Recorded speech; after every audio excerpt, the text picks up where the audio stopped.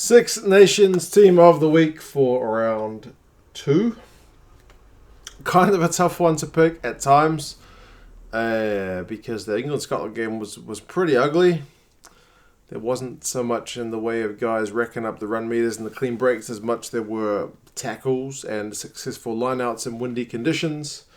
But yeah, there's enough of a list of guys to go through. If you're a Scotland fan, you should probably look away now because there's not going to be a whole bunch of joy. I did manage to get one of the Italians in because I actually thought they played pretty well. I could have had more, but it's that bloody back row, which is honestly just unbelievably competitive. Like last week, I picked 3 and I could have picked 3 more, and you could argue this like snub 3 were better than the starting 3. Anyway, I'll go through the team and you guys can let me know your thoughts. I've been a little bit liberal with some of the picks. I've kind of had to shuffle guys around a bit. But here we go. So, props. I had to go with Ellis Genge from England. That game needed a try and he brought the try. He's a sub and I don't put many subs onto the dream team, but he had the only try of that game. So, credit to him for that. And for his post-match interview as well, I know a lot of people didn't like it. I thought it was kind of refreshing to hear a guy straight talking, drinking a beer. I don't think he disgraced himself particularly. 2 runs, 5 meters, which is entirely too many meters per run for a prop to be getting. 3 defenders beaten. 3 defenders beaten from 2 runs. Anytime your number of defenders beaten is higher than your number of runs is a good sign. 1 from 1 tackle and short up the scrum. So, yeah. You could argue against that pick, but I've gone with that one. I've also gone with Tyke Furlong from Ireland. And to be fair, there's going to be a few Irish guys in this one. He had a try, 6 runs, 4 meters, which is how props are supposed to have their stats read when you read their runs per... their meters per run, sorry. 2 passes, 12 from 14 tackles. 12 from 14. And the scrum, I thought, was pretty solid. Hooker, I've gone with Jamie George from England. 2 runs for 1 meter, 1 pass. 19 out of 19 tackles. 19 out of 19 tackles. And unlike Scotland's line-out, the English line-out was actually operating efficiently given the conditions. Now, I think their stats was like 2 line-outs failed. I think it was like 12 out of 14 or 11 out of 13, something like that. Not all of it was clean ball, but at least it was like regular. You wouldn't look at that and say, if you looked at it on paper, you wouldn't say that the wind was that bad based on how many successful retentions of the ball they got from line out, whereas the Scottish one was like 54%. So in very trying conditions, I'll give credit to him and his jumpers for that. So yeah, there we go. Speaking of his jumpers, second row I've gone with Marat Toje. That's a whole bunch of English guys for a game which was messy, isn't it? I don't think there's going to be many more. So, yeah, if you're an England fan, maybe this is the point to stop the vid after I read Toje's stats. But 4 runs, 15 meters, which is unusual for a lock. Most locks kind of struggle because they're so damn tall. It's a mission for them to get low enough to actually get through anybody in close contact. But he does. He had a clean break, 22 out of 23 tackles. He did concede a penalty, 1 according to ESPN, 4 according to Rugby Pass. So I'm not sure which one to believe. I can't remember.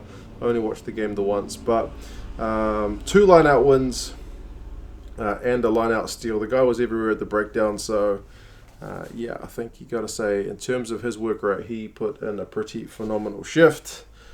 Speaking of work rate, and there's not going to be a whole bunch of guys wearing his colour jersey in this vid, but Alan Wynne-Jones, 2nd week in a row. I mean, that offload was pretty special in the build-up to that Thomas Williams try. 7 runs, 8 meters, which is, again, the standard for most guys in the second row. 6 passes, beat a defender, 2 offloads, like I mentioned, that one. 22 out of 23 tackles, so the same as Toje, and 4 line-out wins. So, in a losing effort, that guy's effort does not drop. The back row... This is where I've had to get a little bit creative. I haven't picked a standard 2 flankers and a number 8 because I've put CJ Stunder. I'm going to shift him to 6 if you want to get strict about the positions. But either way, he played number 8. 9 runs, 9 meters is not that impressive for him. Usually he gets a better return than that. 6 passes, 7 out of 8 tackles. Again, none of that seems that flashy when you compare it to like the 20-odd tackles of the likes of Alan Wynne-Jones and Maro Toje, but he's confirmed having 4 turnovers by Rugby Pass. And a lot of the times that guys contribute to a turnover, they don't actually get credit for it, especially if they win a penalty for the other team. I don't think they count that to the turnover stat, but he's credited with a 4, which is about as high as I've ever seen. He did get yellow carded and concede 3 penalties. Put that to one side. He was still man of the match. He got yellow carded after he got man of the match. Yeah, man, just the last couple of weeks, defensively and over the ball, he has been very, very difficult to move. I've gone with Aldrit from France. I didn't pick him last week, and he was pretty damn good. And he's been good again this week. He's got man of the match again, so he had a try at... Is it really 21 runs? That can't be right. 77 meters either way. That part of my handwriting is clear. 2 clean breaks, 3 defenders beaten, 2 offloads, 7 passes, 14 out of 18 tackles on ESPN. 4 missed tackles, but Rugby Pass has got him at 13 out of 13. I do like to double check the stats. Different sources give different numbers, but the guy was just everywhere, man. He is in phenomenal form. He is just, yeah. Like when you look at some of the guys who have kind of been pushed out of the French side by Gaultier, with these guys stepping up, it doesn't seem to make a difference. They look better, if anything. I've also gone with Underhill from England. I think he was also a man of the match in his game too. 3 runs, 5 meters. Again, not that flashy. Like he's not doing that dynamic stuff with the ball, but on defense, man, he had 1 pass, but 15 out of 16 tackles. Also confirmed 3 out of 3 turnovers. Now that doesn't count all the ones where he's like the secondary guy, or just helping out around ruck time, help cleaning guys out. So very busy effort from him. Only conceded 1 penalty. So, when he's got that number 7 on his back and he is winning ball at the breakdown, you would expect him to maybe concede more. But he did not. So, top effort from him. Very competitive in the back row this week. Another competitive one was number 9. I've gone with Murray. I didn't go Dupont. You can put Dupont. If you want to say Dupont, if you want to picturize that's Dupont, do that now, because either way is good. Murray had 2 try assists, 6 runs, 10 meters, an offload, and 1 from 4 tackles. 1 from 4 tackles is not pretty. Dupont's stats also have some parts which are not the prettiest reading. I think he had 85 run meters, which if you're looking for that in terms of a number 9 who's actively running with the ball, he's your guy. But if you're looking at the guy with the distribution, this week he was just on form. His passing just seemed that touch crisper, kicks a bit more accurate. It's just kind of like seeing the Conor Murray of old. Either way. If you didn't like that, if you wanted the Frenchman there at 9, I've put a Frenchman at 10. Ooh, almost dropped in Roman and Tamak. And he's in pretty good form as well. I think he did kind of have a couple of moments. The goal kicking wasn't the best. I think it was 50%. He managed to hit all the posts and, dropped a few balls. But overall, a try assist, 6 runs, 33 meters, had a clean break, 3 defenders beaten, 4 from 4 tackles. Overall, just ran the show, man. And the Italians were up for that game, so they required some moments of magic. And he was one of you guys for that. I mentioned there's an Italian. I could have picked him last week, to be honest. Maybe I should have picked him ahead of George North. But I've gone with Carlo Cana. And when I saw him first named at 12, I thought that's a joke. He can't play 12. I thought this guy sometimes struggles to play 10. But man, I've had to eat my words because he's been good for 2 weeks in a row now. 10 runs, 40 meters. I thought that's an area he was going to be lacking. He wouldn't be able to get into any space. He had a clean break. He had a defender beaten. His kicking game's pretty much on point. There's a bit of criticism about his kick out at the end when it looked like they were trying to rush for points at the end, but they were down in their own 22, and in all likelihood they may have just conceded more points, in which case it would have been like a 40-20, 40-something, 20-something instead of like 30-something, 20-something. So, yeah.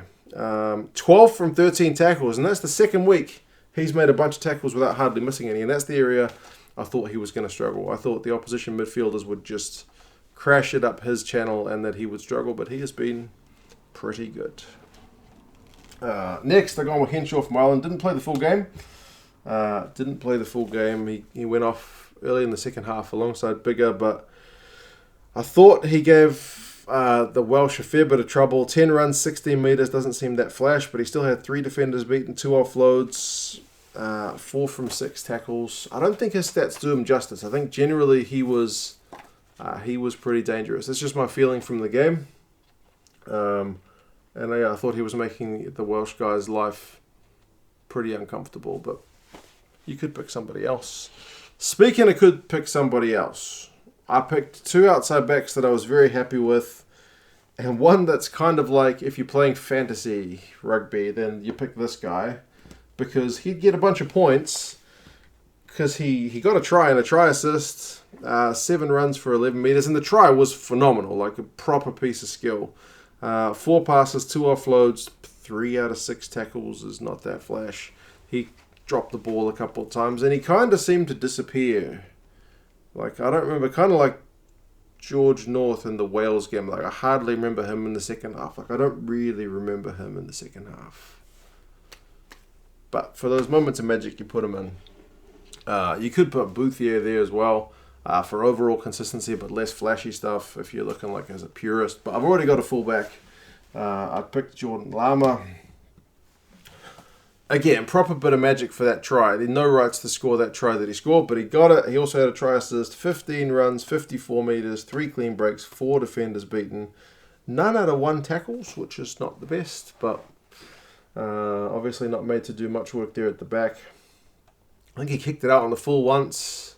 So not perfect, but you feel like he's getting more and more accomplished. Like previously, he looked great with the ball, but on defense, you thought, ooh, he's a bit of a liability. And not just talking about the tackle, but like his positioning and whatnot. But you feel like he's getting better and better as he gets older. So, yep. And the last one, I go on with Conway from Ireland as well.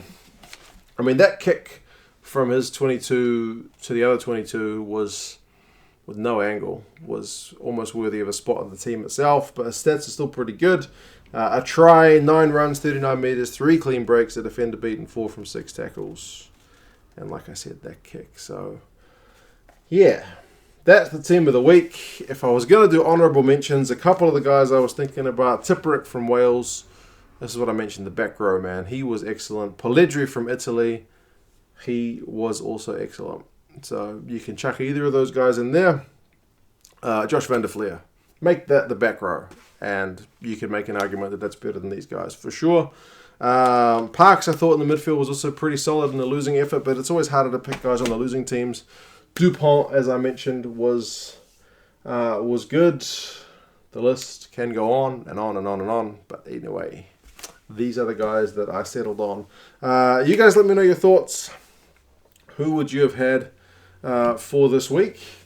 And yeah, Six Nations gets a wee bit of a break. If you are interested in some Six Nations gear, England Rugby Store sells the Six Nations gear for all the 6 competing countries, and you can get 10% off with the code 2cents10 if you use that at the checkout. I'll put a link in the description. But yeah, cheers guys. I'll talk to you again soon. See you later.